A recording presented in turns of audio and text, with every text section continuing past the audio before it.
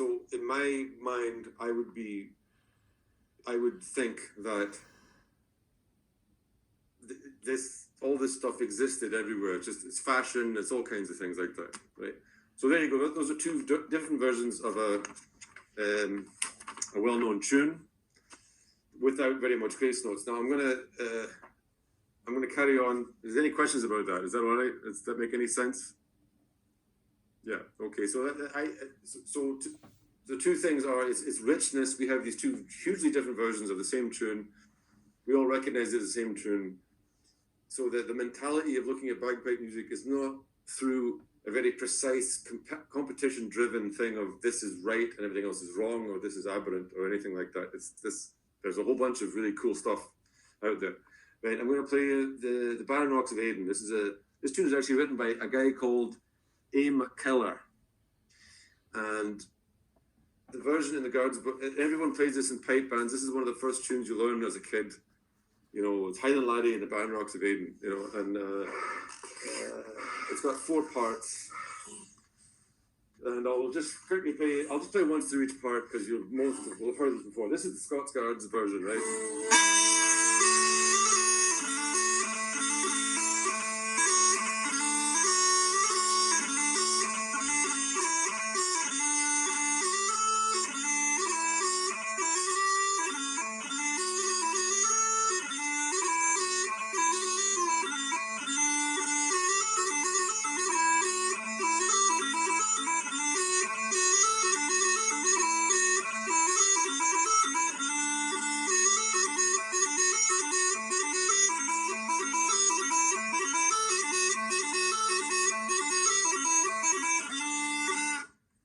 There's a couple things about this.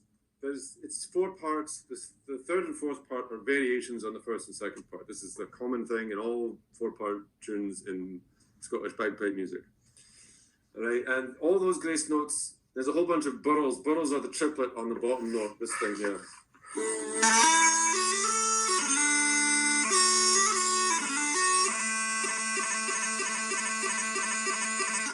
Okay, burls are a real big part of. I could take any one of these movements and spend a whole hour talking about each one of them because there's a whole development linguistically historically of how they go. If you go through old collections of how they play them, burls are very rare until like the First War. If you look at manuscripts, what you used to get is a tap. You used to get.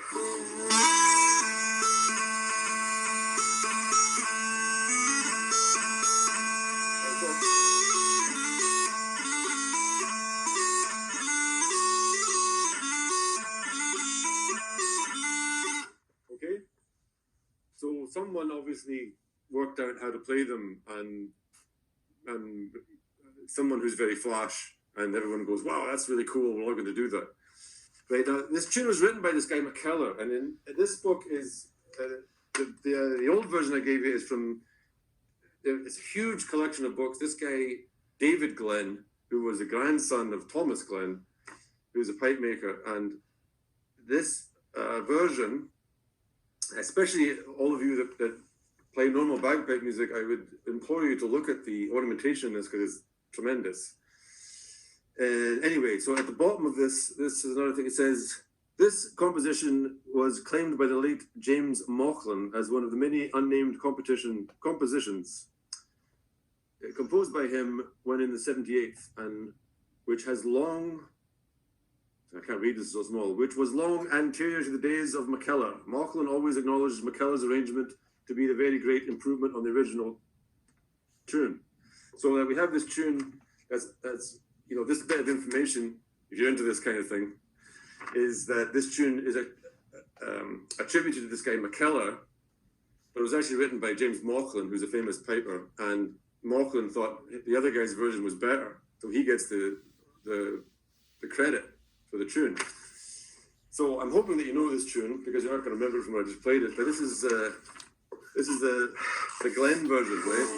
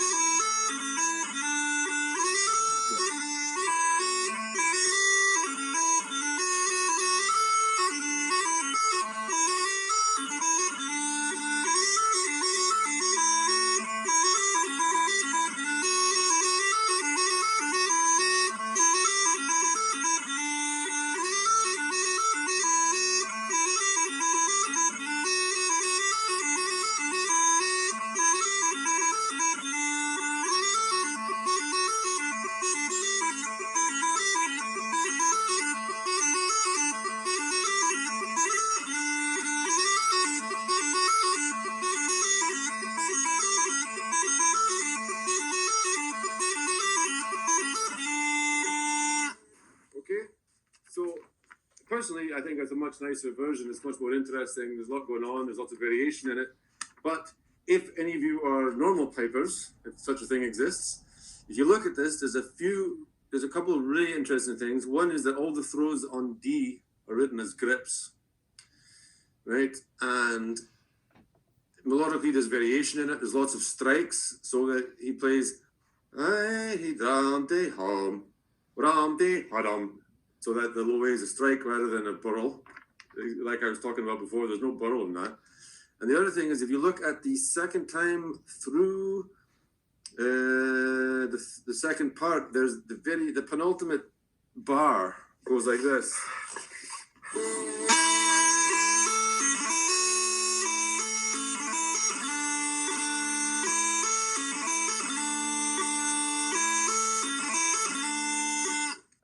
If you have this in front of you, if you don't have this in front of you, this is going to be very hard to understand. But if you look at it later, that bar, the very end of the second part, has a thing that's written as a C to a D to an E to a high A, and there are two bass notes in between it.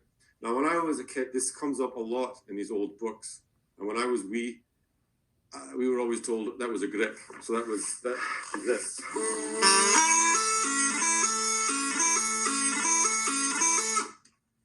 That may be the case, but in the same piece of music, he's written grips as grips the way that we write them today, right? Now, I'm telling you all this. This is my opinion. You don't have to believe a word of anything I say. This is just what I believe.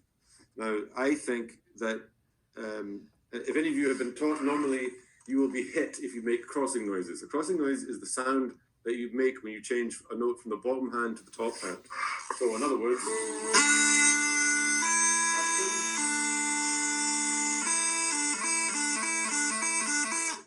that's clearly wrong and punishable by death in the world of piping. Flute players do this all the time. They use it as a movement, right? Now, this is a crossing noise. This is written as a crossing noise. And I believe that they use them. And I've heard recordings of excellent pipers using them, like Willie Morrison. There's a great recording of Willie Morrison, who's from South Uist, which is like everyone in the whole island plays the bagpipes. It's extraordinary. And he plays these things. And they're up there, through old collections, you see it all the time. So it's like...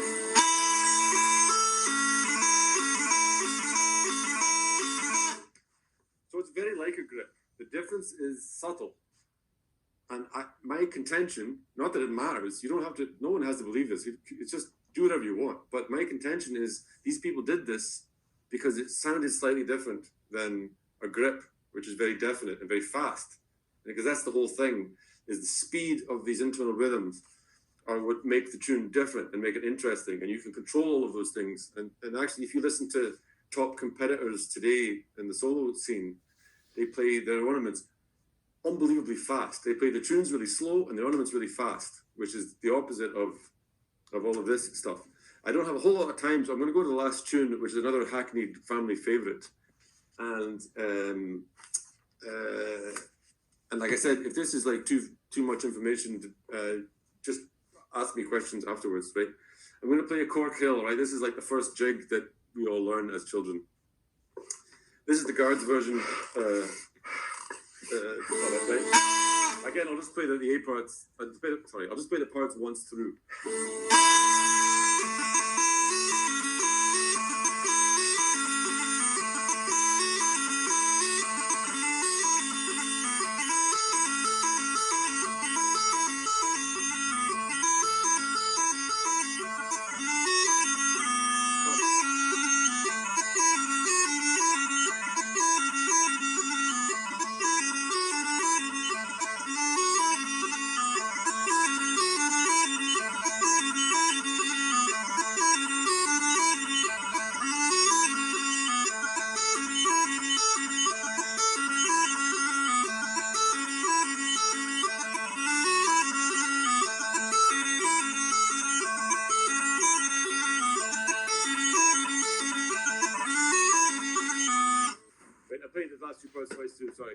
Anyway, that's the standard version that everybody plays of this tune. In the same David Glenn book, this tune is called Cork Hill, or The Cat from Under the Table. Right? And there's two, I'll just tell you this before I play it. There's there's several distinct differences in this version. One is the second and fourth parts are altered; they're turned around. The third part is completely different, and every part resolves. So that in the Guards version, it always ends on a B, and in this one, it resolves down to an A. So I'll just play this.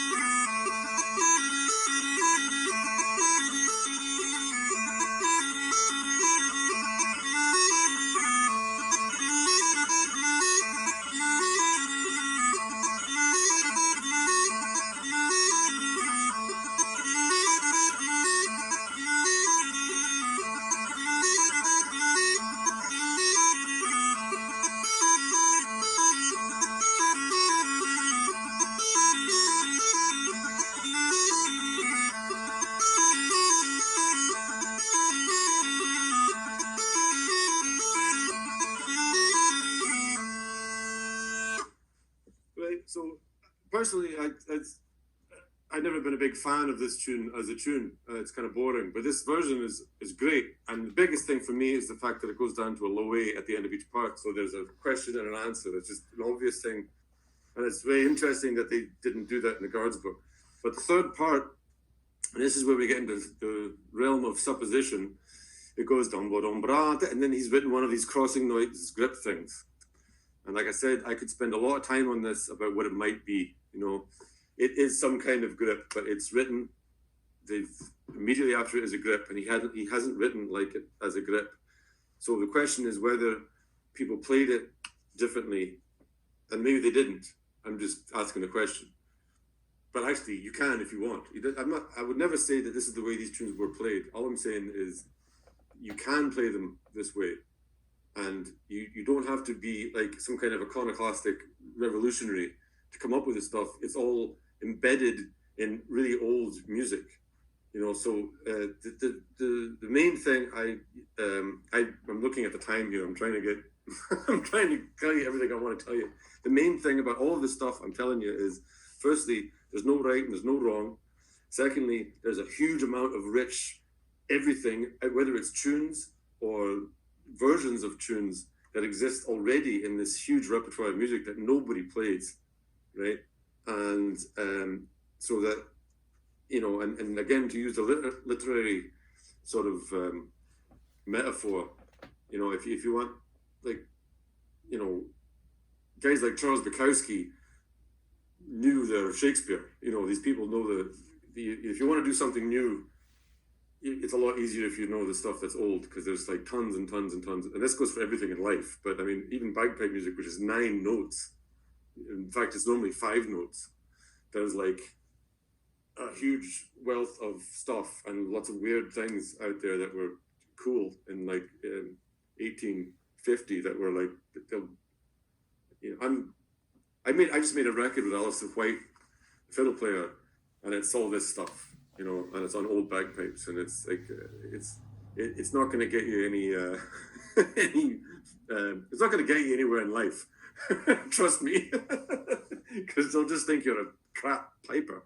But it's if you want to get into the reality of what's going on, it's the same as studying English or any language or anything. It's quite fascinating. So if you look up your boy the Kill Sean guy, and even if you don't read music, just read the prefaces, because they're all written in ridiculous Victorian English, and it's very interesting. And there's good pictures and drawings and all that stuff. So, and the other thing about this old, you know, music, because music's non-verbal, it gives you an insight into mentality, a direct insight into other people's mentality. So that if you like, you go, wow, this is, I can understand what this guy is thinking, you know, who's been dead for 100 years. So it's a really interesting connection with these people. But anyway, so that's the main things I was intending to cover here. I mean, I could go on about, all of this stuff in more detail, but it might be better, given it's nearly 15 minutes, it might be better if you have any questions, I can maybe talk about that. Yeah, Mike, we do have one question from Rory McDonald. Great lecture already. I don't want to derail your train of thought, but I love the history component of the teaching. I'm particularly interested in the British Empire. Can you recommend any books worth reading on the connection between empire and pipes? I can't off the top of my head. There are a bunch of them. There's it's a really big topic because there is a religious component to this as well, because the big pipes. In short, I can't think of the books just now. I can ask Alan because there are a bunch of books. There's what do you call them? The guy that used to do the piping program wrote one, Pipes in War and Peace and all this stuff.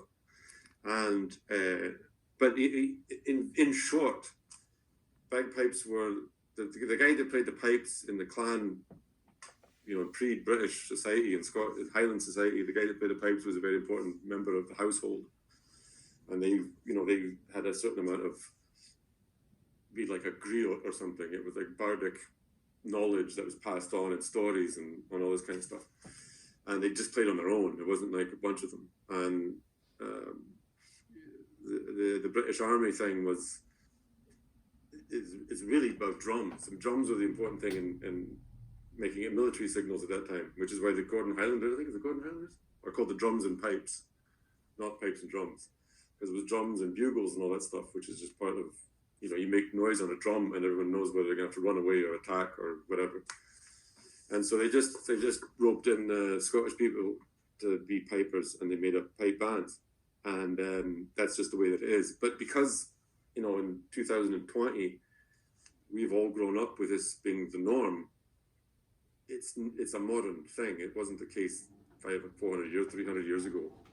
So bagpipes, what bagpipes are, in itself is an interesting idea. What are pipes? What is bagpipes? Bagpipes, is it like, is it Victoriana and dressing up? Is it killing people? Is it, competitions? Is it poetry? Most bagpipes are an emblem of nationalism. So like in Galicia and Asturias in Spain, the pipes are, I'm Asturiano, I'm not Spanish. And in Ireland, the Irish pipes are emblematic of Ireland. And in fact, the Scottish pipes in the north are a Protestant instrument largely. And those people are not very keen on Irish pipes. And, so there's lots of baggage connected to these things. So it's another question from Tim Culbertson. All the settings you presented today, these probably have the great Highland bagpipes in mind, but you did it on bellows small pipes. So I'm assuming it works for both, Mike? I think there's absolutely no point in dividing up different bagpipes. There's a lot in this country. We have a lot of people that play both. There's a lot of people that believe that the borders music is something totally different, and I think that's bullshit. I think that there's bagpipes or bagpipes. Scotland's a very small country. There's lots of regional differences throughout the country, and there used to be more before they had roads and trains. So that the like, for instance, the Duke of Atholl Highlanders March with all the runs. That's a clear borders thing. They always go on about, we play runs and we don't play grace notes and all this kind of stuff. And I think that's, personally, I think that's a waste of time. If it's good music, it's. I think it was John Coltrane or whoever it was came up with there's only two kinds of music, and good music and shite music. I'm paraphrasing, but you know what I mean. And I think that's like, this tune sounds like a borders tune. These books are published in Edinburgh, right? From an American point of view, this country's tiny, right? And so someone's gonna tell you that it's borders music or Highland music. It's like they all had to come down here to get jobs. Same thing happened in the States. So I'm not really convinced that there is a real canon of bellows bagpipe music. I think it was all the same. And remember as well that even 100 years ago, most people couldn't read. They couldn't read music. They couldn't read English or anything. You know, it was a minority thing to be, and books were hugely expensive. You know, they were like printing books. Only rich people could have books and things like that. So, you know, it's all guesswork. Cool. We got a couple more questions and a little more time. From, so you get the name here, Mark Salters. You've discussed and illustrated a few non-standard or less common ornamentation patterns consisting of clean grace notes. Do you have any spicy off-road ornamentations derived from, say, slurs or bends? No, I mean, you can do all that stuff. You can do whatever you want. I mean, I was talking to Phil Smiley, actually, was telling me, who's the guy who played the Tanny Hill Weavers, the guy that the first piper that Tanny's had, the guy called Alan McLeod, who lives up in Vancouver, and when he played with them like early 80s, I think, and they were doing lots of gigs with the Furies, and it was actually Finbar that got Alan into playing lots of slurs and stuff like that, because actually that's a good point. That's something I was going to say to you. One of the things about all of this ornamentation thing is that, especially if you don't play bagpipes normally, if you look at what they used to play in Scottish bagpipes, it's more similar to what other instruments play. It's more similar to what Irish pipers play, and it's more similar to what flute players play. So, like, flute players wouldn't play the big chirpy grace note. You always play the next grace note.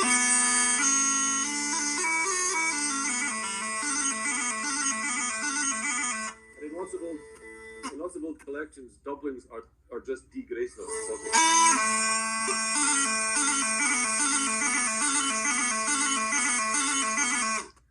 Now, to me, that firstly, that means you can't play as fast, and it's a softer sound.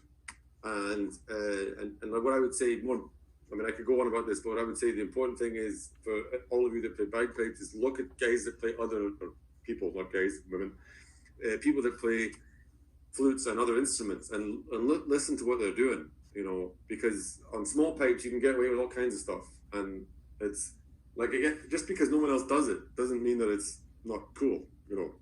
It's like, but you decide whatever you like.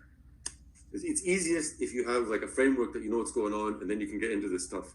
But there's a connection, you know, because all the people that made this, like Rob knows, he makes instruments. The people that made these things made everything. They made different kinds of pipes and flutes, and there's similarities in technology, and you know, and they had to make a living, so they're going to try to sell stuff to as many people as possible. So there is a connection between all these instruments, and it's just, I mean, where you go on from now is. All I'm saying is, like, it's useful to look into all this old stuff because it will inform you as to how you want to put across an idea. Because this is just ideas. You have an idea and you make it happen on your instrument. Same as talking. Yeah, Mike makes a really good point. My bagpipe making is better because I build flutes, and my whistles are better because I build bagpipes, and because I build Galician bagpipes, I use some techniques that make the Highland pipes a little bit easier to build too. I think that would work for playing as well. So I really agree. We're going to have to wrap up here. If you are interested in taking private lessons from Mike, you have his email now, because that email I forwarded you has his email. So I'm going to encourage you to do that. If you'd like to tip Mike, you're also welcome to. I don't know if you have a PayPal, but if you give money to the Pipers Gathering and designate Mike as the assignee, or just a little note saying you'd like it to go to Mike, we can also do that. We appreciate everyone's time and coming here today. There was another question about demonstrating a cran slowly on the small pipes from Robert Mitchell, but I think that would make a great intro to a private lesson between Mike and Robert. Leave that there. Unless Mike wants to do a quick crans for people. Well, we don't know. Clans are this. It's kind of like.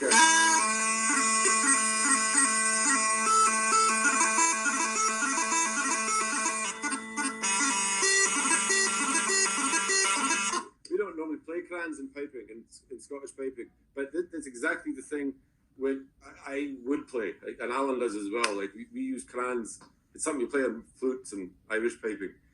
So we have an equivalent movement, but I would use crayons if they fit. Use a crayon, absolutely. Cool. Well, we've got a lot more stuff going on today. Mike's going to be back tomorrow with the concert, 9 a.m. Pacific, which I think is noon Eastern, and I don't know, maybe 5 or 6 in Edinburgh, which is we are live from Edinburgh. So everyone 5 o'clock, right? 5 o'clock. Okay. If you happen to be in Edinburgh, I want everyone to, in whatever way you can, give Mike a round of applause, either on your screen or just wave your hands or turn off your mic and jump up and down, whatever you want to do. Cheers. So we'd ask for an encore, but there is another session starting up right now, so I don't have the calendar in front of me. John, if you want to jump in, you're welcome to, and announce what's going on next. Yeah, the next workshop is with Ellie Good on Atlantic Canadian fiddle traditions. So I'm going to be starting that up in just a couple of minutes. Cool, and we will see everybody there. Have a great day, and we'll see you tomorrow. Thank you. Thank you. Bye now.